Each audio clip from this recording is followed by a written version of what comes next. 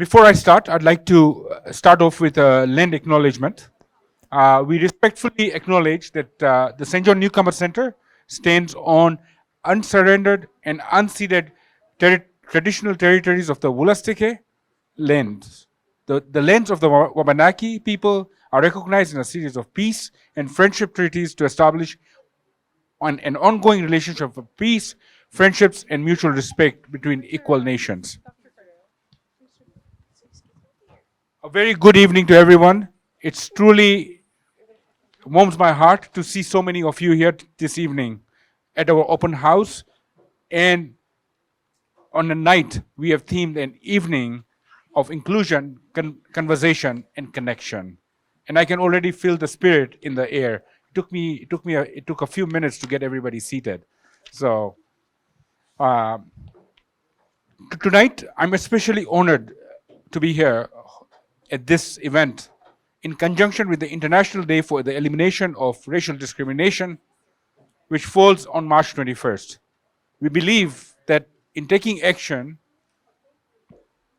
on this special day is an opportunity to end racial discrimination and commit to respect for all. Therefore, we have set aside time this evening for anti-racism conversations. This will be a chance for all of us to reflect, to listen, and to engage in constructive dialogue about creating a more equitable and inclusive community for everyone. I'd like to welcome you to our home at the SJNC. This space that you're sitting in is designed to be a welcoming and supportive environment for newcomers and all members of our community. I encourage you to explore the exhibits on the table back there, or through wherever the tables are set up, and learn about our services we offer, as well as talk to our team, who, if you have any questions, we can answer.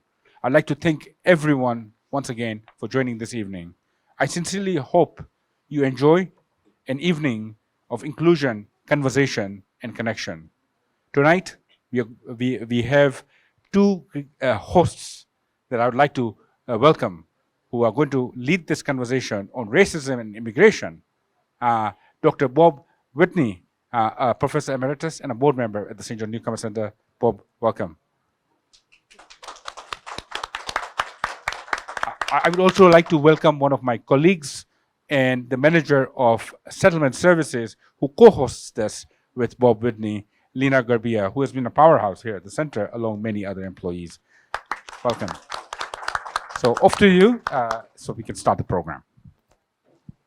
Thank you, Mohamed. Hi, everyone. Can you hear me, or should I scream? Yeah, I shouldn't scream. Welcome. I just want to remind you, so this is going to be recorded. It is a podcast. So if you have any restrictions according to that, like if you don't want to be in a camera or pictures or audio, let me know. But what we are thank you, Zara.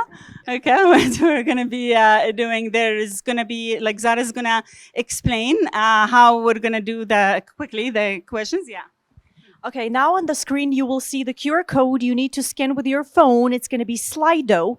So we will do like a little bit of like ice breaking. So you will give like a couple of words about racism. So there's going to be the question. You will need to answer in like a few words, okay? Scan the code, put down, like insert the answer, and just send it out, and we will see it on the screen, okay? Yeah. Take your time. We'll do that. We'll collect that at the very end. So now I would like to introduce the hosts of the Anti-Racism Conversation. We've been doing that for so many years, Bob and I. We really, he's an immense help and support to the center in so many levels beyond you can imagine, with programs and everything. We don't know what we can do without Bob.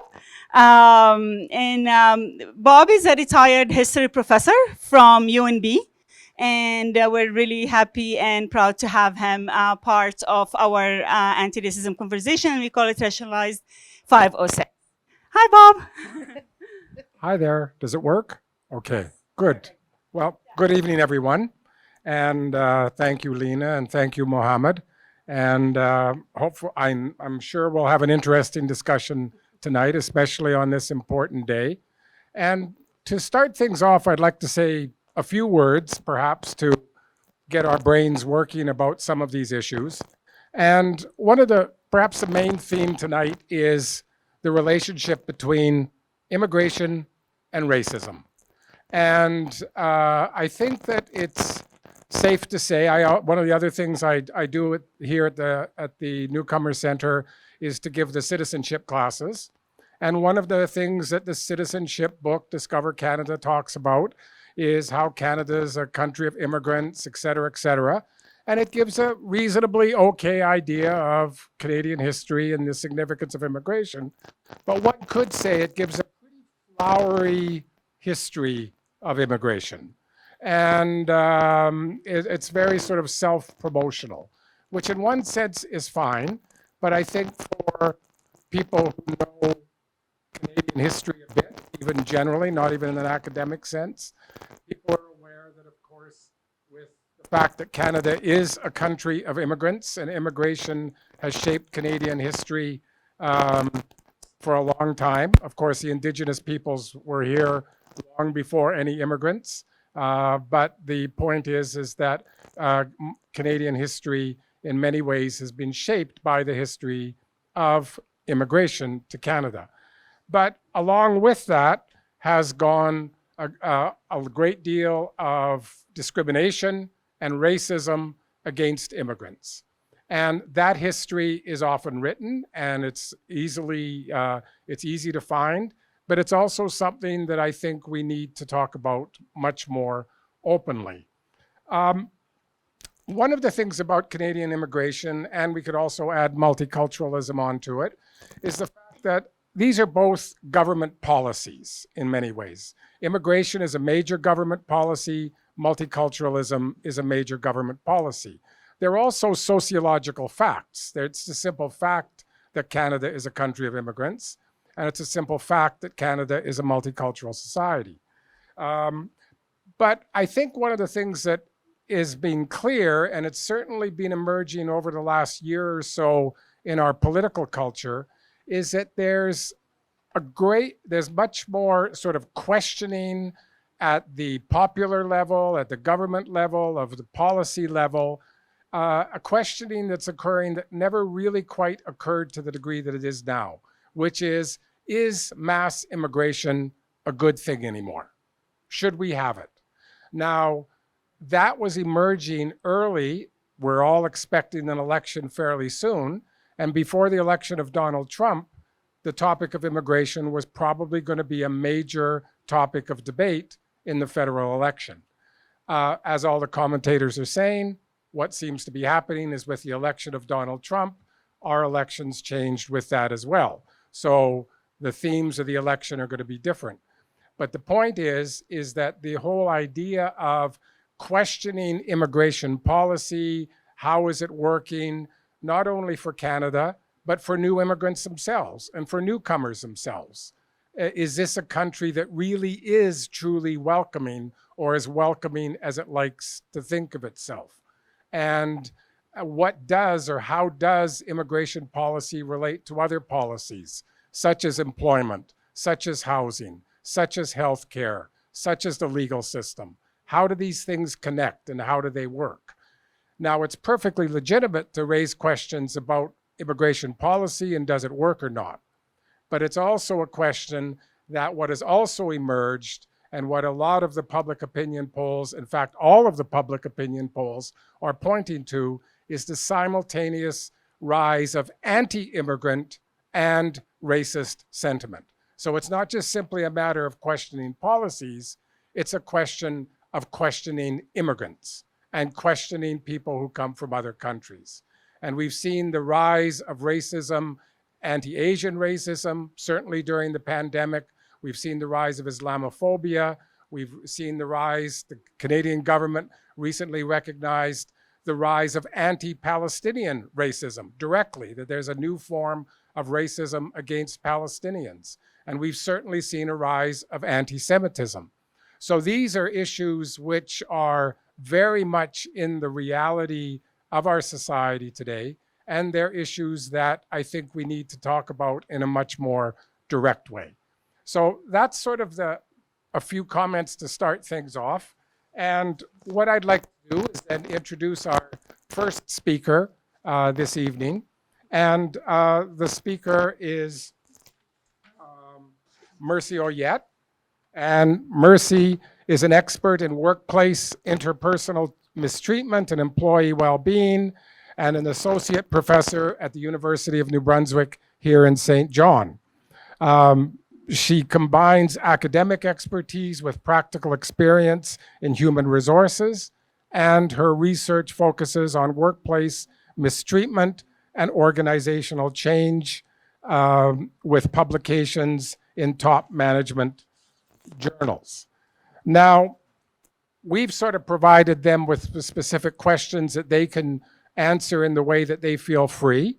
And Mercy, the question that we provided to Mercy before the talk is to say that the question is, it is safe to say that all too often workplace EDI policies are often written more for public relations consumption or for employee recruitment purposes, with little, if any, attention to meaningful enforcement of these policies. Public image and workplace reality are often very different. So the question would be, what specific measures can be done for employees to ensure that any complaints about racism and discrimination can be dealt with quickly and effectively? Mercy, that's your easy question. Hello, everyone, and thank you for coming in today. So when I got this question, I felt it's really aligns with my current research, which explores employee voice in the workplace as it relates to interpersonal mistreatment. And so, and I also do work, I explore research on racism in the workplace and how to make sure that employees are safeguarded or kept safe, and psychological well-being and so on. For me, I've experienced racism as a Black woman in the workplace, and not currently. I love where I work, so I don't think it's UNB. I love where I work, but I've experienced racism, and I know firsthand the effects it has. And I've experienced it in a context where I was the only Black person, not the only Black woman, but the only Black person in the whole organization of close to 2,000 people. And I was in HR, and I didn't feel like I could speak up about it. And perhaps that has motivated my current research on employee voice. And one of the key things that I would point out in terms of strategies is, does the organization have the right structure or infrastructure in place? So we did have a union.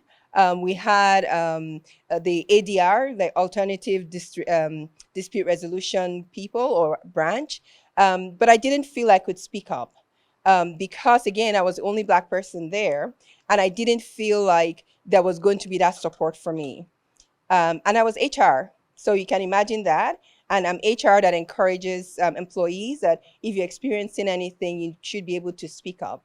So one thing that I'm quite passionate about is, what is it about the organization? Does the organization have the right structures in place to facilitate speaking up? So I'm going to come at it from two perspectives: the organization's responsibilities and the employees' responsibilities. So for me, I'll start with the organization, but for the employee part of it, employees also need to know how to speak up. So it's not speaking up emotionally. And unfortunately, the reality for a lot of racialized minorities is that no matter how you speak up, the stereotypes start to operate. So for a Black woman, I'm sure many of you have heard of the angry Black woman stereotype. And so if you speak up, even when you have the right to be emotional about what you're experiencing, immediately that stereotype starts to operate. And everything you say is viewed through those lenses. And at the time that I experienced it, I didn't feel like I was safe. I felt safe enough to be able to speak up, explore my emotions, explore my feelings safely. And that was a very difficult thing to do. I could, talk to other people, my loved ones, my family, my network to support me. But in the workplace, I didn't feel like I have that. So what can an organization do? I think it starts from the organizational vision, from the organizational strategy.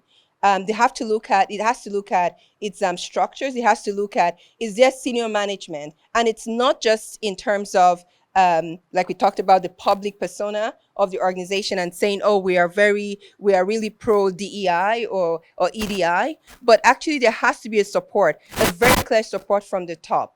And it's supposed to permeate the communication from the organization. It's supposed to permeate all the trainings that are provided, everything that the organization does. It's supposed to give off that we're here for DEI, we are really against racism, and we want people to speak up. So if you go into the airport, they say, oh, if you see something, say something, and all of that. But it feels like in many organizations, the responsibility is put on the employee to always speak up and carry that weight.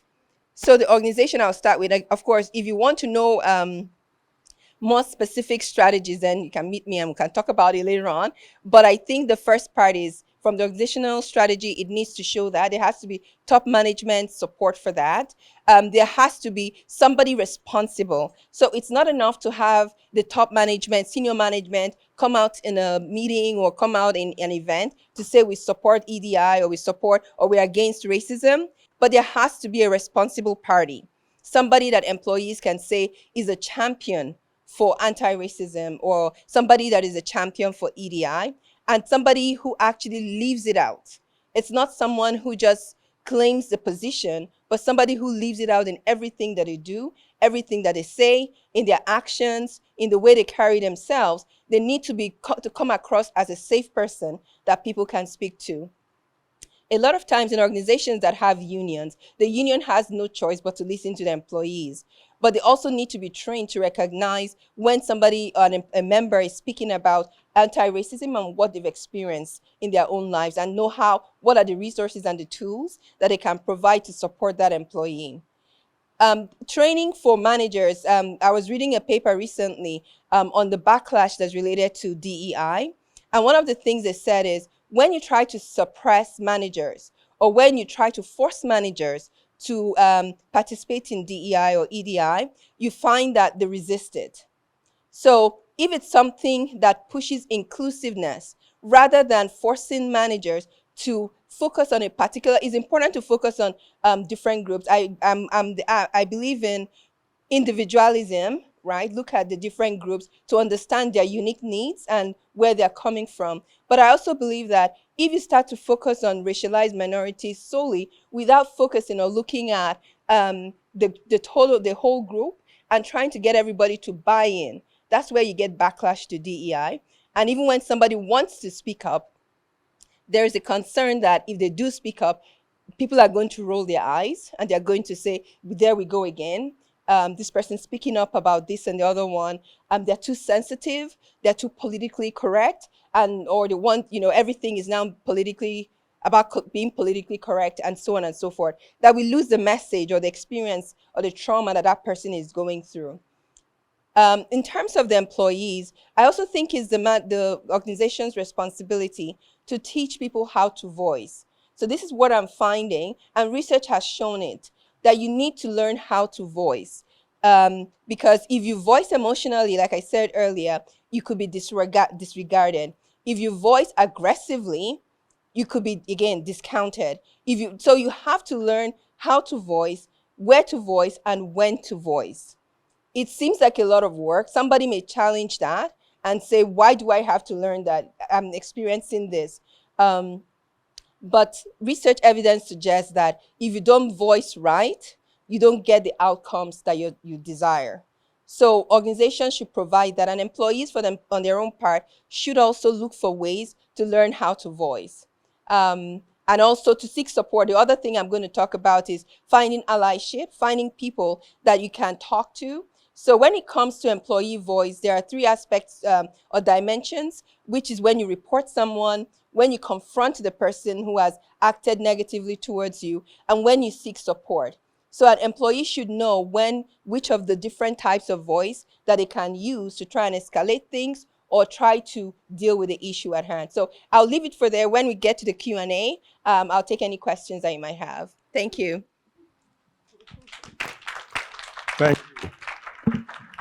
Thank you, Mercy. Well, our next speaker is Israel Octavio Torres. Octavio is a human rights and equity officer at UNB Saint John. He specializes in human rights, government relations, and strategic planning.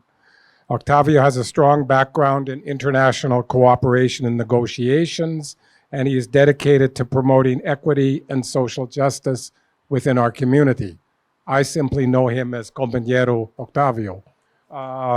So, Octavio, the question that we have given you to play with is, all indications are that there is an increasing shift in Canadian public opinion about immigration, with more people than ever questioning if continued large-scale mass immigration is a good thing for the country.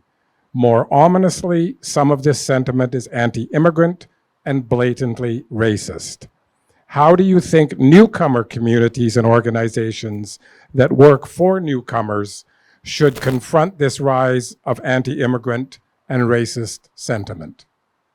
Thank you, Bob, for that wonderful introduction. And yes, I'm honored and I'm thankful for being here, sharing this space with everyone and interchanging and having this conversation that leads us in a better understanding and always being able to learn something new, right? The question is very long,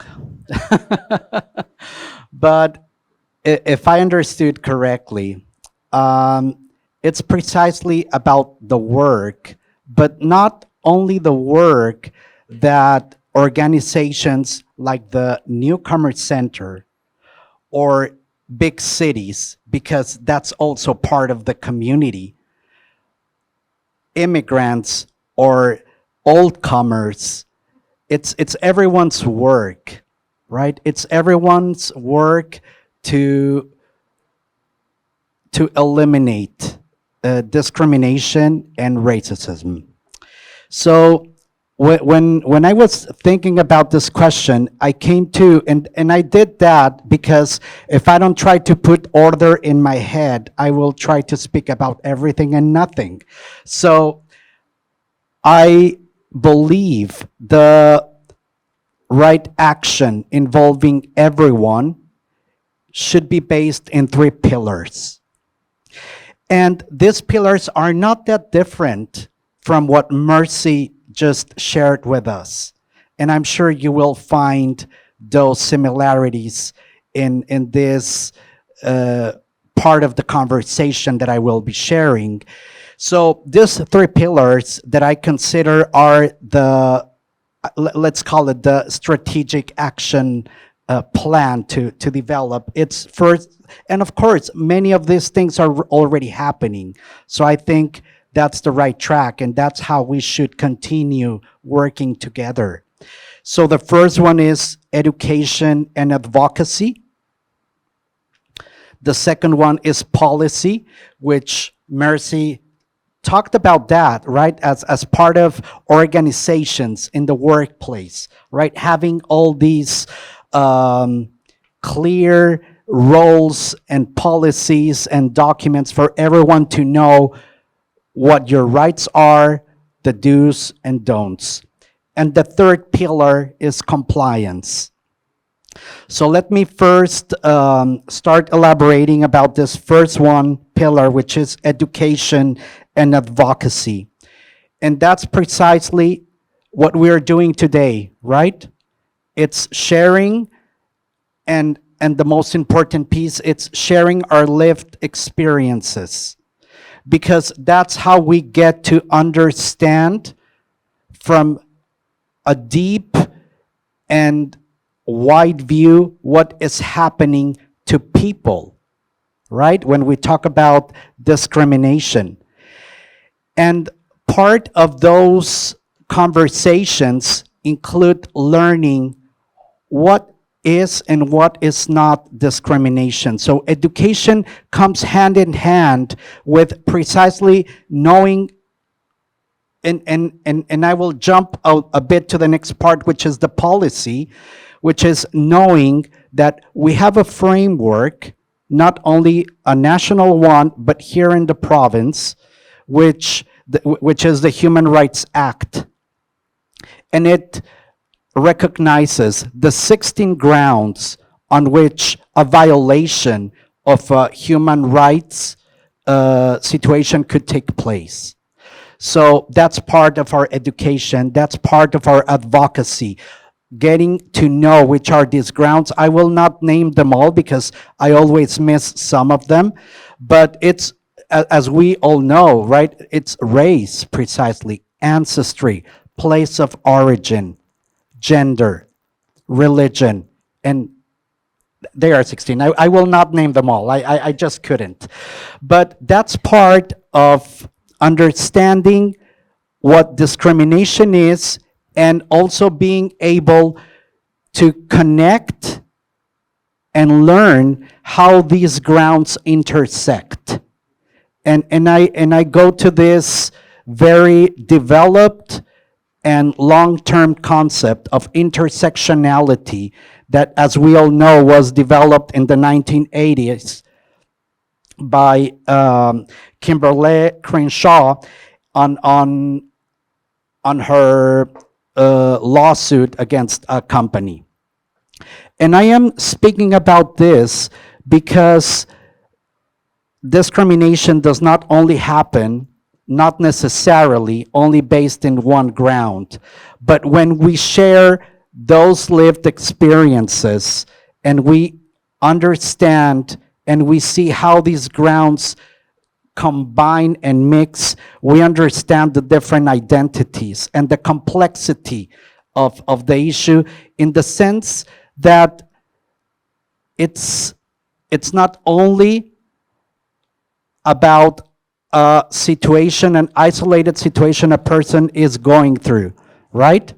Discrimination affects also the family, the community of that person going through such a situation. And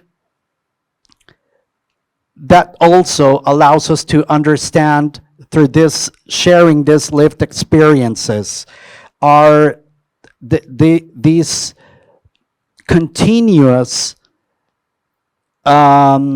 situations that still occur, but we have to identify them, of oppression, privilege, and that's what is the work precisely of EDI.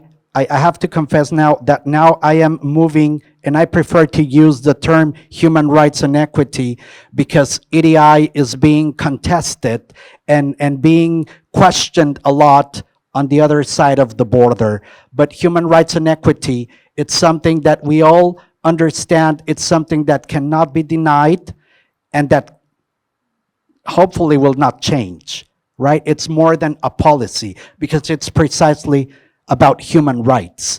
So I prefer to focus on that concept, on that understanding, and in that way, by sharing these stories, advocacy, we are able to connect, to understand our humanity, and that we are more similar than we think. The second pillar, as I mentioned, which is policy, is precisely the frameworks that have to be there. Let me share very brief. In the case of the University of New Brunswick, just a few weeks ago, the Scarborough Charter was signed. The Scarborough Charter is a framework to eliminate anti-Black racism and to create conditions and the tools for Black individuals, not only in faculty but also in staff, to be seen, to develop a career. And it's a very interesting framework that was originally it was started to be signed by universities in 2021, and of course more universities are adopting it. I have to clarify that this framework is for post-secondary education, but if you have an opportunity to take a look at it, you will see that the elements that are highlighted, outlined in this framework are applicable to any other situation when we talk about creating equity, and when we talk about creating these policies that really allow beyond the conversation and beyond the advocacy to really have that framework that allows for a real implementation. And the third one, of course, is compliance. And as we all know, compliance is knowing our right to activate a mechanism if our human rights have been violated, including discrimination. And that's why we have the New Brunswick Human Rights Commission, right, that listens to our situations. And sorry, I'm already, but it is important, right, to let people know, because as immigrants, sometimes people don't know these mechanisms are there. It is important to as part of the education and the advocacy, let people know there are these compliance elements there.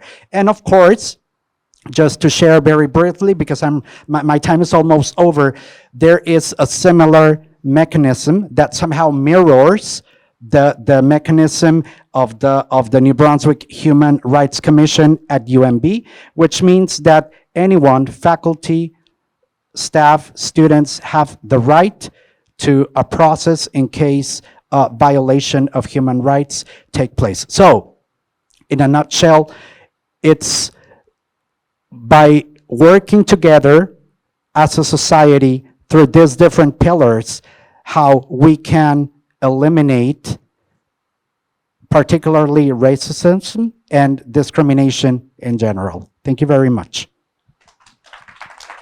Thank you, Octavio. Thank you very much. And just a friendly reminder for those of you who might want to put up some questions now, simply scan the code up there. And that it might be especially useful for those of you who are a bit shy. Maybe you don't feel like asking your question out publicly, so you could just simply put it up there. So please feel free to do that if a question occurs to you and you want it up there sooner. Yeah. Yeah, because you might have a question for one of the speakers, and then you think, oh my God, I'm going to forget it or something. So just put it up there if you feel like it, please. Our third speaker is Heather Acker, and Heather is a co-founder of Connection Works, a collaborative workspace in Saint John supporting entrepreneurs and small businesses. Heather is a passionate advocate for community development. She fosters innovation, inclusivity, and growth while empowering local businesses to thrive. So the question, the questions actually aren't that long. The introduction to the question is long.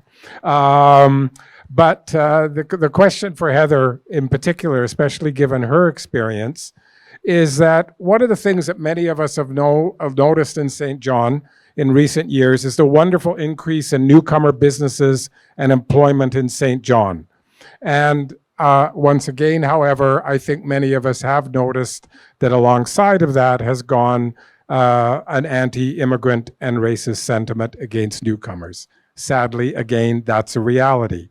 So the question for Heather is, how do you think the local business community can effectively address the problem of racism and anti-immigrant sentiment in Saint John and area? Thank you. Thank you very much. And thank you for allowing me to be here today and to my esteemed guests up here speaking with me. The most important thing is to be a leader in your community.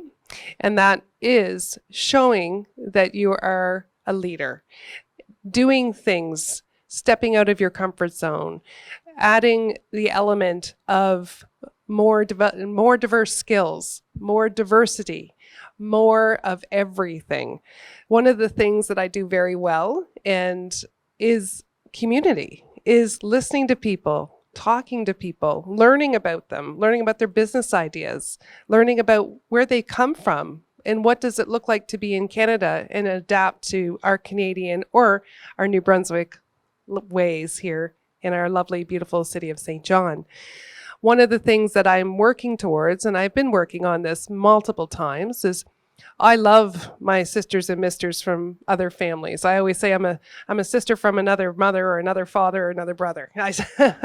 So my family stretches all across the world because I make those memorable connections to my newcomer friends that I really call my friends. The most important part is businesses need to reach out to our community. Our community has grown, and I'm a 4th-generation Saint Johner. I'm also not legally known, but ancestry to the indigenous peoples of this land. I'm a part of a Mi'kmaq. My great-grandmother was a Mi'kmaq Indian, and not that I get any status, I don't, but I certainly see the value of identifying and keeping the historical identification to our future. I also like to see newcomers put their fork in the ground and say, this is my country, this is going to be my family community, and I want to help that, but I'm not the only one. A lot of historical Saint John, before the Newcomer Center, which I'm so appreciative, they're very good friends of mine, years ago, we'll go back a few decades to when I was young, and racism, I don't even like to say the word racism because I don't use that in my everyday language, but you could see the segregation in companies, in businesses, because it was really uniquely new. Oh my gosh, Saint John, there's a newcomer here. Has everybody seen the newcomer? It was almost a spectacle effect of, well, let's be friends with the newcomer, or it was, I'm afraid of the newcomer. Where does fear come from? It comes from not educated, uneducated, unaware, or a family unfortunate history of tendency that discussion runs downhill just like rivers. So when you think about that, people don't naturally want to be racist. They come from roots of surrounding of whether it be family or friends, effectiveness. I tell people a lot, and I've told my daughter this when she was growing up, you are the equality of 5 people in your life. Remember that. Your friends are who you're going to be. So be careful who you choose to be your friends. We can't choose our families, but we can choose our friends. So I choose friends that are open and that are interesting and that want to have discussions and want to learn. Learning is the #1 thing that our community requires.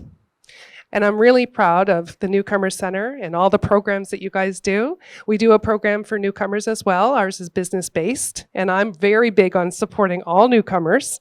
I want to see many, many diversities, restaurants, businesses, services. I want to see it all because I want our community to be beneficial to not only a few newcomers, but to all newcomers. I want this community to feel always welcome. And when people step off that cruise ship and they come into Saint John, and maybe they've been here 30, 40 years ago and said, wow, Saint John's changed. The landscape is changing, which means the face of Saint John is changing. And I couldn't be more proud to be part of that growth in that landscape, that we're seeing the changes. It's super important. So my job and the business community of our community really needs to be brought to a table to say, what are you doing for the newcomers? How are you involving your business with newcomer opportunities? How are you getting involved? How are you supporting? Get your community, because we all have it. We all have that community aspect in our businesses, in our culture businesses, whether they're big or small, to do more for your community. Let's see what we can do for the newcomer community. And really, that's where my heart is. Thank you. Thank you very much, Heather. Well, just one quick comment that occurred to me just from my own personal experience. My wife and I came to Saint John 25 years ago from Montreal after living in Montreal for 10 years. And we're, of course, both white Canadians of several generations.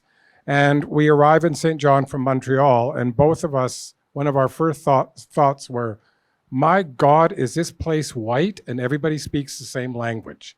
And that's what we thought as people coming from Montreal. And fortunately, in the last 25 years, Saint John is now very much part of the rest of the world. And the change is wonderful and noticeable in every way that the